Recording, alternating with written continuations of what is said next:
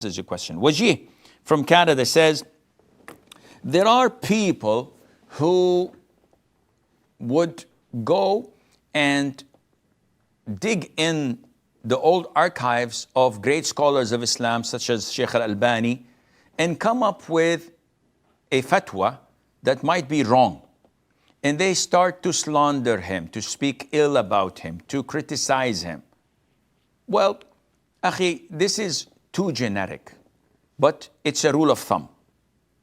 No one is qualified to criticize someone of the magnitude and the weight of Sheikh Albani except someone who is similar to him in rank, in knowledge, and in position. So when people, random people, come and talk ill about Sheikh Albani for a fatwa he has said, this is unacceptable. It's exactly like when someone comes nowadays and says, oh, Abu Hanifa, the great Imam, he was this, he was this, he was this, he was this, and he discredits him like he is a pupil in elementary school. What is this? This is Imam Abu Hanifa. Who spoke highly about him? Imam Shafi'i. He said, all scholars are children in need of Imam Abu Hanifa's knowledge. Who praised him? Who took knowledge of him? All the great scholars, tabi'in, tabi'in, and so on.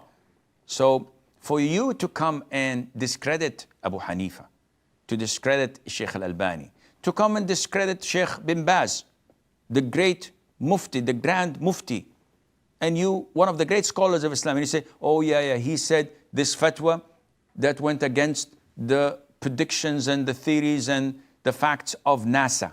So we discredit him. He's this, he's that. This shows how an ignorant imbecile such people are. You don't pay attention to those. So when people speak ill about great scholars of Islam, you have to look into them. Read their CVs. Look at what they had presented to the Ummah. If they are qualified, so if when Sheikh bin Uthaymeen speaks about Sheikh Albani and says something about a fatwa or criticizes it, yeah, they are heavyweights. It's Muhammad Ali versus Fraser. No problem.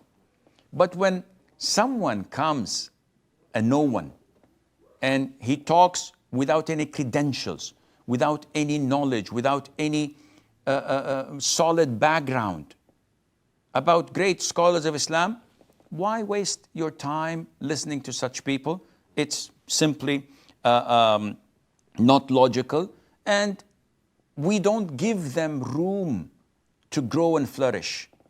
When we criticize them, when we say, oh, this guy said something about Al-Albani, these people are fame seekers. They're not scholars.